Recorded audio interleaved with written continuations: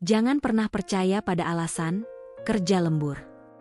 Banyak perempuan jadi korban kebohongan busuk suami dan wanita murahan yang tega merusak rumah tangga orang. Rania mulai merasa ada sesuatu yang aneh dengan sikap suaminya, Basuki.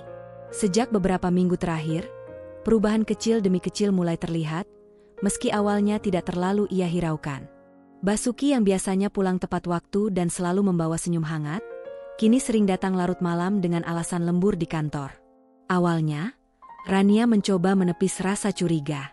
Ia berusaha menanamkan kepercayaan penuh pada suaminya, meyakinkan dirinya bahwa pekerjaan Basuki memang sedang banyak. Namun, semakin hari firasat itu semakin kuat menghantui pikirannya. Ada kegelisahan yang tidak bisa ia jelaskan dengan kata-kata. Tatapan Basuki tampak menghindar setiap kali ia menanyakan hal-hal sederhana.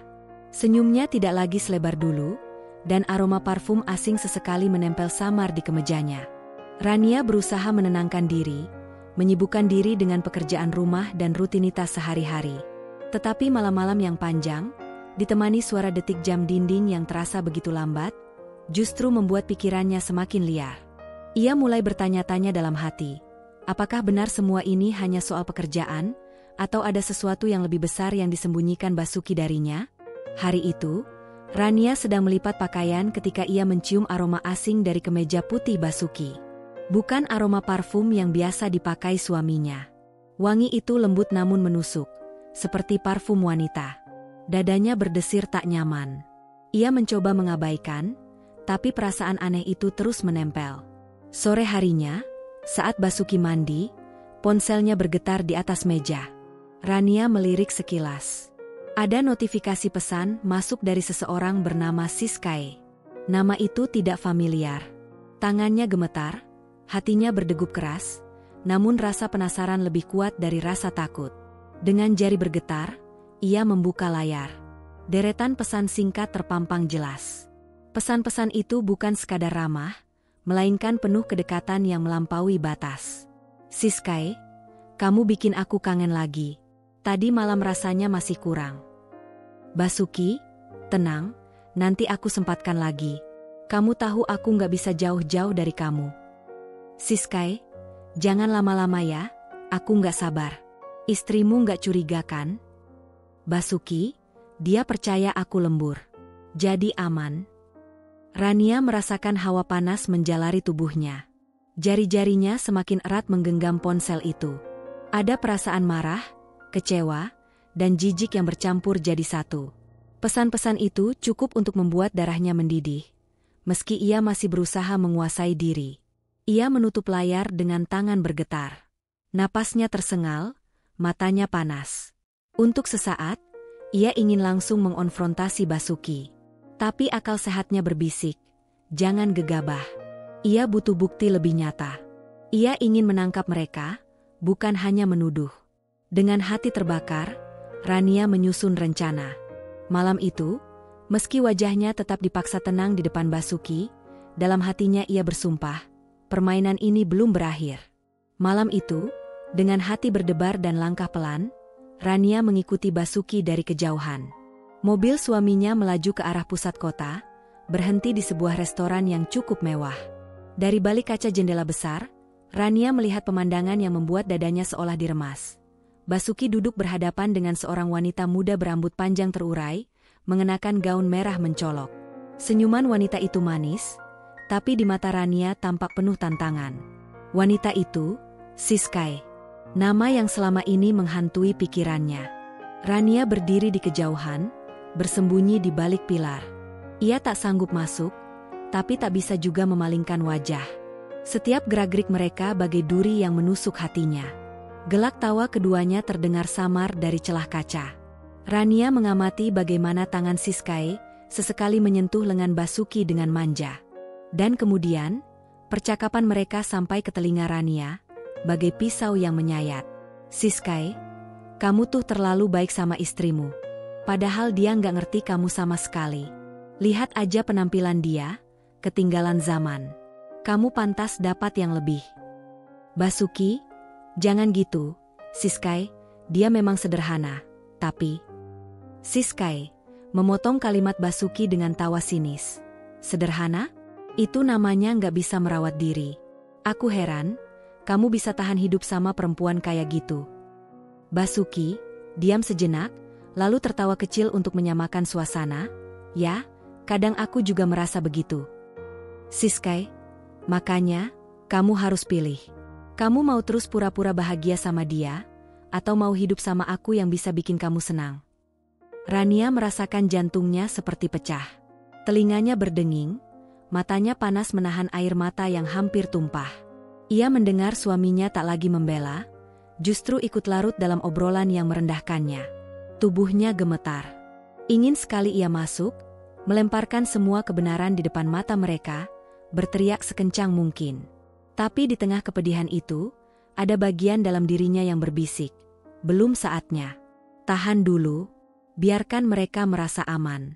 Saat bukti terkumpul, saat itu pula mereka tak akan bisa mengelak. Dengan langkah berat, Rania berbalik.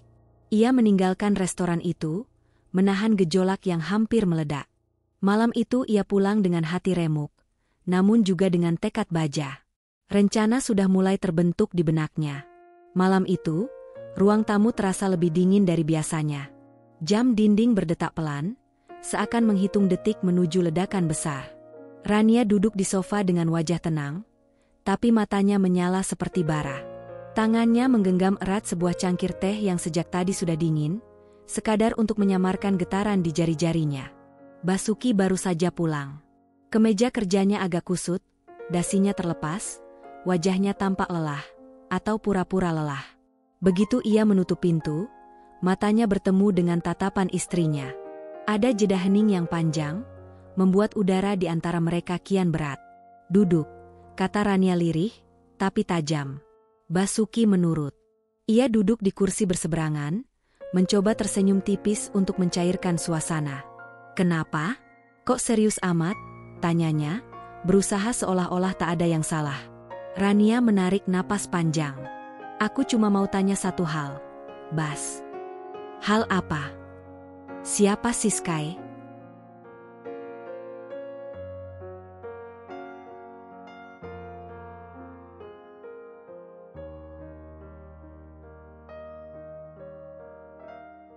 Pertanyaan itu menghantam keras. Basuki terdiam, tubuhnya kaku seketika. Ia mencoba mengalihkan pandangan, mengusap lehernya yang tiba-tiba terasa kering. "Siskai, teman kantor, biasa aja. Ada kerjaan bareng." Rania menyunggingkan senyum miris. "Kerjaan bareng sampai malam? Kerjaan bareng sampai ketawa mesra di restoran? Kerjaan bareng sampai saling kirim pesan yang, bahkan aku jijik membacanya." Basuki tercekat. Kamu ngintip ponselku?" "Ngintip? Jangan belokkan masalah, Bas. Aku lihat dengan mata kepala sendiri kalian makan berdua, saling sentuh-sentuhan, tertawa sambil menjelek-jelekan aku." Suara Rania meninggi. Tangannya gemetar, tapi tatapannya tidak goyah. Basuki mencoba bertahan. "Sayang, kamu salah paham. Aku cuma..." "Jangan panggil aku, sayang," potong Rania tajam. "Kata itu sudah kotor keluar dari mulutmu. Jadi, sekali lagi, aku tanya, siapa Siskai sebenarnya buat kamu?" Keheningan menusuk. Basuki menunduk, wajahnya penuh kegelisahan. Akhirnya, ia bersuara pelan, hampir tak terdengar. Aku bingung, Rania. Aku butuh perhatian. Kamu sibuk dengan urusan rumah, anak, segalanya, aku merasa kosong. Siskai, dia ngisi ruang itu." Kata-kata itu seperti palu godam menghantam dada Rania. Air matanya menggenang, tapi segera ia usap cepat. Bukan saatnya lemah. Ia menatap Basuki dengan mata merah, penuh amarah. "Butuh perhatian? Jadi selama ini aku masak, cuci, beres-beres, jagain rumah, nungguin kamu pulang tiap malam, itu bukan perhatian? Apa aku ini cuma pembantu di rumahmu? Hah?" Basuki mencoba menjawab, "Bukan gitu maksudku, Rania." "Lalu apa maksudmu? Kamu merasa kosong? Kurang apa lagi aku di mata kamu? Kalau cuma karena aku nggak pakai gaun merah atau nggak dandan menor kayak si Siskai, terus kamu nginjek harga diriku begini? Dasar laki-laki brengsek. Suara Rania pecah, penuh emosi. Basuki membalas dengan nada tinggi, terpojok tapi mencoba membela diri. Jangan maki aku begitu. Aku juga manusia, aku juga punya kebutuhan. Kebutuhan? Jangan ngomong seolah-olah aku ini nggak pernah ngerti kamu. Kalau kamu merasa kurang, kenapa nggak ngomong sama aku? Kenapa harus main belakang kayak bajingan? Basuki menggebrak meja. Aku capek. Rania, kamu selalu sibuk ngatur rumah, sibuk ngatur aku. Aku butuh seseorang yang bisa bikin aku ngerasa hidup. Rania berdiri, menatapnya dengan mata membara. Hidup? Jadi aku ini apa? Bas? Mayat berjalan yang tiap hari ngurusin urusanmu? Kamu tega banget ngomong begitu ke perempuan yang udah nemenin kamu dari nol. Kalau bukan karena aku, mungkin kamu gak akan sampai di titik ini. Basuki terdiam. Kata-kata Rania menghantam tepat di hatinya, tapi egonya menolak untuk mengaku. Ia hanya menunduk, meremas tangannya sendiri. Rania melangkah mendekat, berdiri tepat di depannya. Suaranya kini rendah, tapi penuh bisa. Dengar baik-baik, Bas. Kamu boleh pikir aku lemah. Kamu boleh kira aku gak bisa ngelawan. Tapi kamu salah besar. Aku bukan perempuan bodoh yang rela diinjak-injak harga dirinya. Basuki mengangkat kepala, wajahnya penuh cemas. Maksudmu apa? Maksudku, permainanmu sudah aku ketahui. Dan mulai sekarang, aku juga akan main. Tapi aku main lebih rapi, lebih tajam. Kamu boleh terus sama perempuan murahan itu. Tapi jangan kira aku akan diam. Aku akan pastikan kamu berdua bayar mahal atas semua ini. Suasana hening. Hanya detak jam yang terdengar. Basuki menatap istrinya dengan campuran takut dan bingung. Rania berbalik, berjalan menuju kamar, meninggalkan Basuki sendirian dengan wajah pucat. Di balik pintu kamar, Rania menutup wajahnya dengan kedua tangan. Air mata akhirnya tumpah, tapi senyum tipis ikut muncul di bibirnya. Sakit hatinya begitu dalam, namun justru rasa sakit itulah yang menyalakan api di dalam dirinya. Ia sudah menentukan langkah, balas dendam, dengan cara yang tak pernah Basuki bayangkan. Malam itu, Rania tidak tidur. Ia duduk menatap kosong keluar jendela, otaknya bekerja cepat. Setiap kata kasar yang keluar dari mulut Basuki, setiap penghinaan dari Siskae, semuanya akan ia catat. Dan suatu hari, mereka akan menyesal pernah meremehkan dirinya. Rania tidak lagi menangis. Malam-malam panjang yang tadinya ia habiskan dengan rasa sakit hati, kini berubah menjadi jam-jam penuh perhitungan. Ia sadar, cara terbaik melawan bukan dengan teriak atau mengumbar amarah, melainkan dengan akal. Ia harus menusuk dari dalam, pelan tapi mematikan. Maka ia memulai rencananya, mendekati Siskae. Dengan hati-hati, Rania mencari tahu aktivitas wanita itu di media sosial. Foto-fotonya penuh pose glamor, kafe mewah, liburan ke pantai, pakaian mahal. Tapi Rania yang jeli melihat celah, di balik senyum lebarnya, ada kepura-puraan. Banyak detail yang tidak sinkron. Tas bermerek tapi sering dipakai berulang, latar belakang foto berbeda tapi sepatu yang sama terus muncul, komentar dari teman yang menyeratkan rasa iri tapi juga kasihan. Suatu siang, dengan sengaja Rania menulis pesan privat. Rania, hai, yes. Aku tahu mungkin aneh aku chat kamu, tapi aku cuma ingin kita bicara baik-baik. Aku capek jadi musuh. Boleh kita ketemu? Aku janji, bukan untuk marah-marah. Butuh waktu beberapa jam sebelum Siskae membalas. Siskae, kamu istrinya Basuki, kan? Hah? Berani juga kamu hubungi aku? Oke, kalau kamu mau ketemu, bilang tempatnya. Aku nggak takut. Rania tersenyum puas. Mereka bertemu di sebuah kafe yang sepi. Rania datang lebih dulu, mengenakan blus sederhana namun anggun, wajahnya tersenyum ramah. Ketika Siskae muncul dengan gaun ketat mencolok, Rania berdiri, menyambut seolah-olah bertemu teman lama. Terima kasih sudah mau datang, kata Rania lembut. Siskae menyilangkan tangan, menatap sinis. Langsung aja, apa maumu? Kalau mau minta aku jauh dari Basuki, buang aja harapanmu.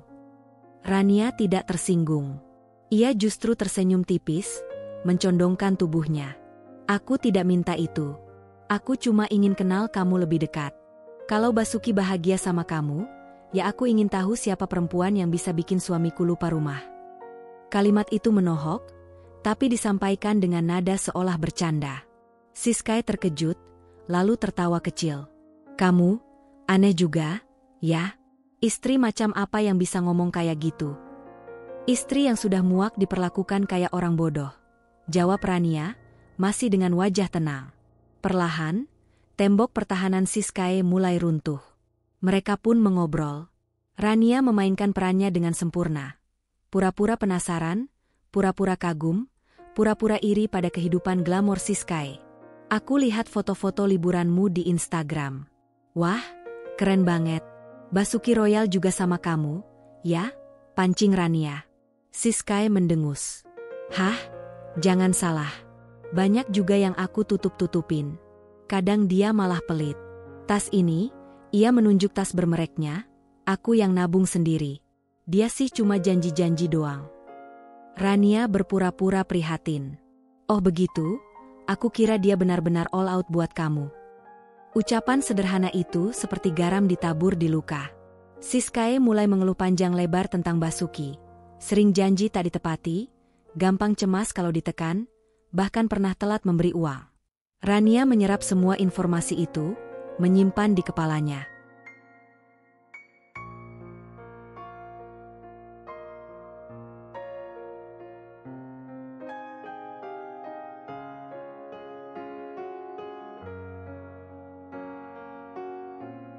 Lalu ia menyelipkan racun halus. Kamu tahu, SIS, Basuki itu orangnya pelin-pelan. Sama aku pun dia sering begitu. Dia manis ke kamu, tapi jangan kaget kalau diam-diam dia masih manis juga ke aku. Katanya bingung, butuh perhatian. Klasik, kan? Siskay mengerutkan kening. Dia ngomong gitu ke kamu? Rania mengangguk, menunduk pura-pura sedih. Iya, katanya dia masih sayang aku, tapi, ya aku tahu dia juga bilang sayang ke kamu. Wajah Siskay berubah masam. Dasar omong kosong. Jadi dia main dua kaki?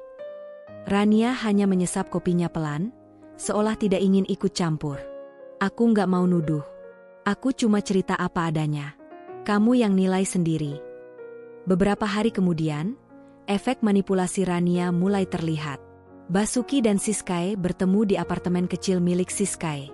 Percakapan mereka panas, penuh kecurigaan. Siskay, kamu masih sayang sama istrimu, ya? Jangan bohong. Dia sendiri yang bilang ke aku. Basuki, apa? Dia ketemu kamu? Siskay, ya. Dia malah cerita kalau kamu ngeluh butuh perhatian. Jadi sebenarnya aku ini apa buat kamu? Bas? Cadangan? Basuki, bukan begitu, Siskay. Dengar dulu. Siskay, diam. Dasar laki-laki nggak jelas. Sama istri manis, sama aku manis. Mau dapat dua-duanya, ya? Pertengkaran mereka semakin sengit. Basuki terpojok, Siskay murka. Semua informasi yang ditanam Rania berubah jadi bara api yang membakar hubungan mereka dari dalam. Di rumah, Rania duduk di kursinya dengan secangkir teh hangat. Tersenyum kecil saat menerima kabar dari salah satu kenalannya, yang kebetulan bekerja di restoran tempat Basuki dan Siskay ribut hingga dilihat banyak orang. Bagus, gumamnya. Baru permulaan. Mereka pikir bisa mempermainkan aku. Ternyata akulah yang sedang mempermainkan mereka. Hari itu, restoran yang biasanya riuh dengan obrolan hangat para pengunjung, mendadak menjadi panggung sebuah drama besar. Rania duduk di meja sudut, menyamar dengan pakaian sederhana dan topi lebar. Matanya fokus pada dua orang yang sudah sejak awal ia tunggu, Basuki dan Siskay. Basuki datang dengan wajah letih. Siskay menyambutnya dengan senyum sinis, bukan senyum manja seperti biasanya. Nada bicaranya pun dingin. Bas, kita perlu bicara serius, ucap Siskay, menatapnya tajam. Basuki menghela napas. Kenapa lagi? Siskay, aku sudah cukup pusing akhir-akhir ini. Pusing? Kamu kira aku nggak pusing? Kamu janji mau beliin aku apartemen, mau biayai bisnis butikku. Tapi mana? Nggak ada satupun yang kamu tepati. Suara Siskae meninggi. Beberapa pengunjung mulai melirik. Basuki gelagapan, mencoba meredam. Siskae, tolong jangan ribut di sini. Kita bisa bahas di tempat lain. Tapi Siskae tidak peduli. Ia sengaja mengangkat suaranya, seolah ingin seluruh dunia tahu. Dasar laki-laki banci. Berani janji, tapi nggak berani buktiin. Kamu pikir aku mau terus sama kamu cuma karena cinta? Hah? Cinta nggak bisa bayar tagihan, Basuki? Wajah Basuki memerah. Jaga mulutmu. Kenapa? Malu? Ya? Malu kalau semua orang tahu kamu ini cuma pecundang yang nggak bisa kasih apa-apa ke aku. Orang-orang di restoran kini benar-benar memperhatikan. Beberapa berbisik, sebagian menahan tawa. Basuki terlihat hancur, harga dirinya ditelanjangi di depan umum. Dari kejauhan, Rania menyesap kopinya perlahan. Matanya dingin, nyaris tanpa emosi. Inilah yang ia tunggu.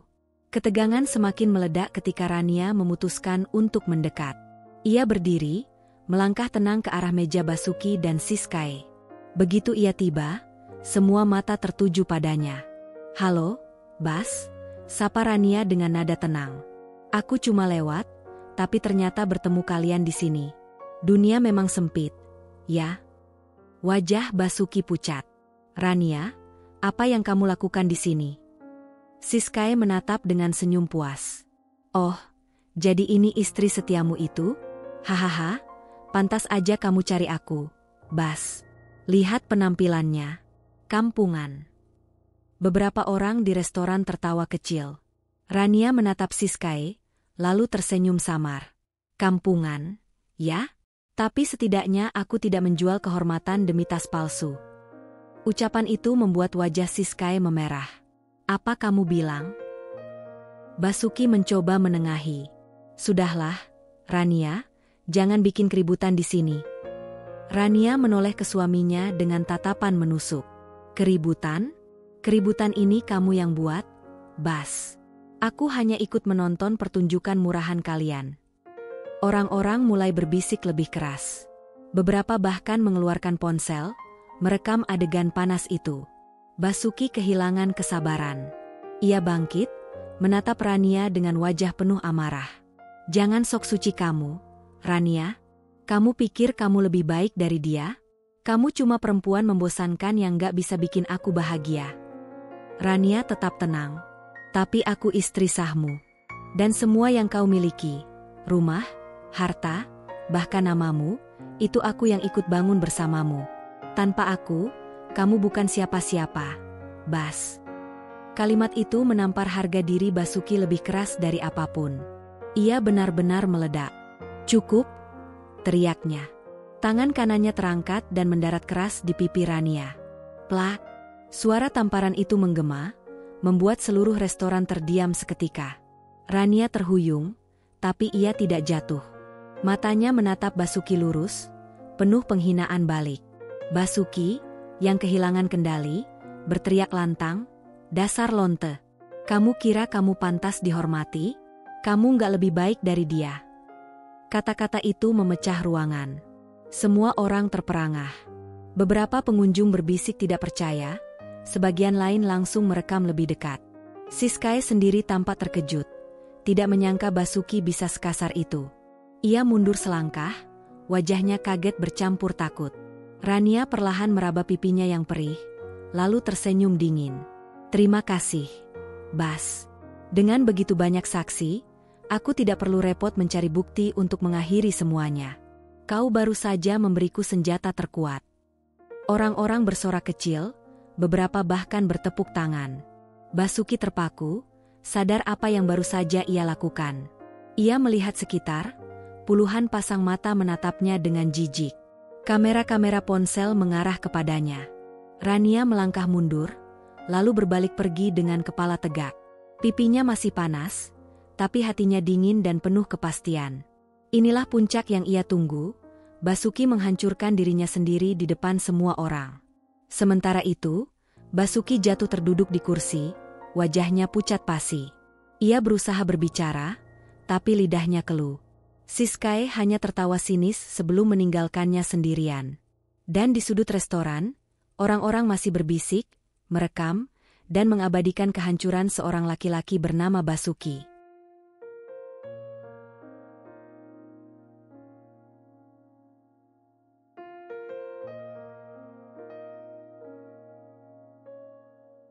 Restoran malam itu menjadi saksi jatuhnya harga diri seorang pria bernama Basuki.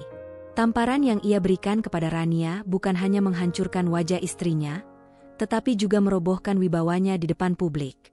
Kata-kata kotor yang ia teriakkan telah direkam banyak ponsel, diunggah, dan dalam hitungan jam, viral di media sosial. Keesokan paginya, wajah Basuki sudah tersebar di berbagai akun gosip daring. Judul-judul berita tak tanggung-tanggung.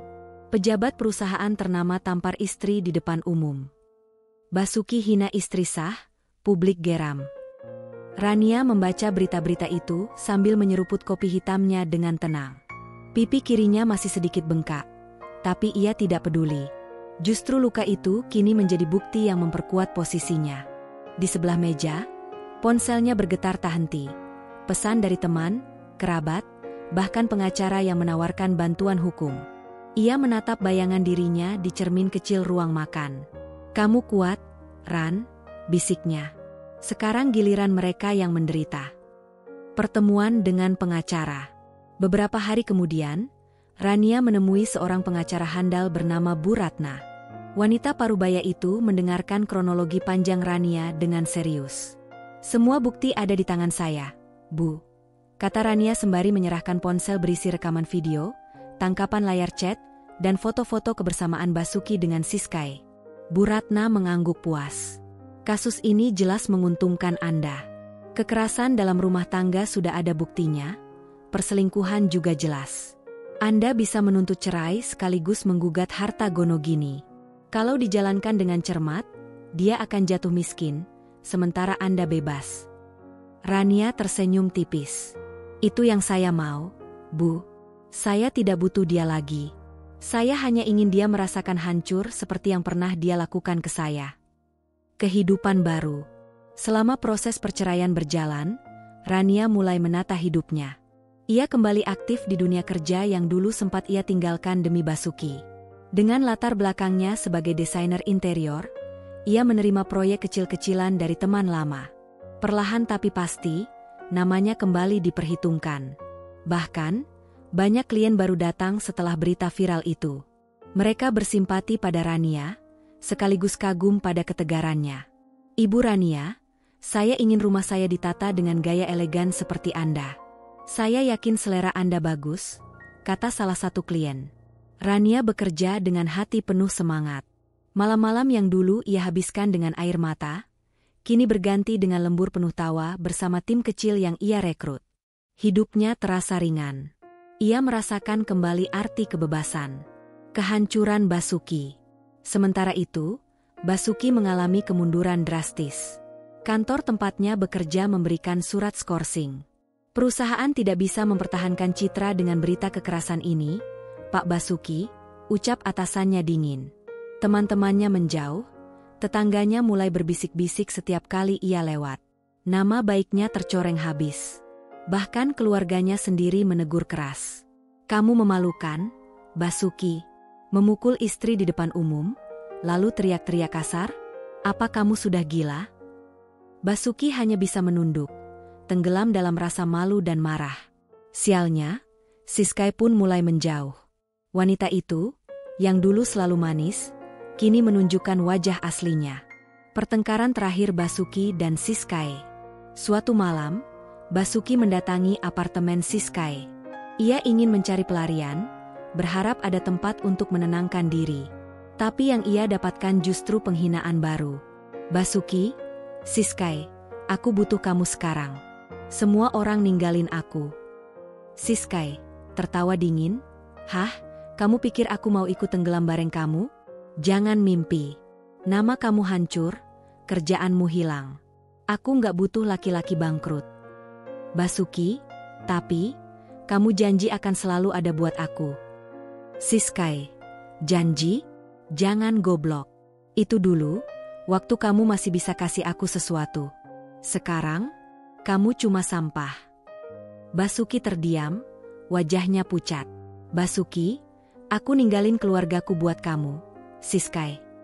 Siskai, dan itu masalahmu, bukan masalahku. Lagian, siapa suruh? Aku nggak pernah minta. Kamu yang bego nurut. Basuki merasa dunia runtuh di hadapannya. Pertemuan di pengadilan. Hari sidang perceraian tiba. Rania hadir dengan pakaian sederhana namun berwibawa, ditemani pengacaranya. Sementara Basuki tampak lusuh, wajahnya penuh stres. Hakim membaca berkas perkara dengan suara tegas. Bukti-bukti menunjukkan adanya perselingkuhan dan kekerasan. Tergugat, apakah Anda mengakui? Basuki menunduk. Saya mengakui, Yang Mulia. Ruangan pengadilan hening. Rania menatapnya dengan tatapan dingin, tanpa sedikit pun rasa kasihan. Hakim mengetukkan palu. Dengan ini, gugatan cerai dikabulkan. Hak asuh anak jatuh pada penggugat. Tergugat diwajibkan memberikan nafkah, serta pembagian harta gonogini sesuai hukum. Suara palu itu bagai lonceng kemenangan. Rania menarik napas lega. Ia keluar dari ruang sidang dengan kepala tegak. Kepuasan Rania. Beberapa minggu setelah perceraian resmi, Rania berdiri di balkon apartemen barunya. Ia menatap langit sore yang keemasan, sambil menikmati secangkir teh. Di meja, sebuah koran terbuka dengan berita terbaru. Basuki resmi dipecat, hidup terpuruk setelah skandal perselingkuhan. Siskai hilang, diduga menipu beberapa pria kaya. Rania membaca berita itu tanpa ekspresi, lalu menutup koran perlahan. Hatinya tidak lagi sakit. Yang tersisa hanyalah rasa puas, kepuasan karena keadilan telah ditegakkan dengan caranya sendiri. Ia teringat kata-kata Basuki dulu, aku bingung, aku butuh perhatian. Kini, pria itu benar-benar sendirian, tanpa siapapun peduli. Dan Siskai, perempuan yang pernah merendahkannya, kini terungkap sebagai penipu murahan. Rania tersenyum kecil. Kalian berdua pantas mendapatkannya. Hidup baru. Rania tidak hanya berhenti di situ. Ia mengembangkan bisnis desain interiornya menjadi perusahaan kecil. Dengan dukungan klien-klien yang loyal, usahanya berkembang pesat. Ia merekrut tenaga muda, memberi mereka kesempatan belajar. Suatu malam, timnya merayakan keberhasilan proyek besar pertama mereka. Di tengah tawa dan nyanyian, Rania berdiri di depan semua orang, mengangkat gelasnya. Terima kasih, semua. Hidup pernah menjatuhkan saya, tapi saya bangkit karena saya tahu, tidak ada yang lebih indah daripada berdiri di atas kaki sendiri. Ingatlah, jangan pernah biarkan siapapun merendahkan kalian. Kita semua berharga. Sorak-sorai memenuhi ruangan. Rania merasa hatinya hangat. Untuk pertama kali setelah sekian lama, ia benar-benar bahagia. Di jalanan sepi suatu malam, Basuki berjalan dengan langkah gontai. Rambutnya berantakan, bajunya kusut. Orang-orang tidak lagi menaruh hormat padanya. Ia kini hanyalah bayangan dari dirinya yang dulu. Di kejauhan, ia melihat papan iklan besar, foto Rania tersenyum anggun dengan tagline, Rania Interior Design Elegance for Your Home. Basuki berhenti, menatap papan itu lama sekali. Air matanya menetes. Ia menyesal, begitu menyesal. Tapi semuanya sudah terlambat. Sementara itu, di apartemen barunya, Rania duduk menulis di jurnal pribadinya. Hari ini aku resmi menutup bab lama. Luka sudah terbalas, harga diriku kembali utuh. Aku belajar bahwa pengkhianatan bukan akhir dari segalanya, justru awal dari kehidupan yang lebih indah. Aku bahagia, aku bebas. Ia menutup jurnal itu dengan senyum. Rania telah menang. Dan di balik kemenangan itu, dunia berbisik satu kebenaran sederhana. Hidup lebih indah tanpa pengkhianatan.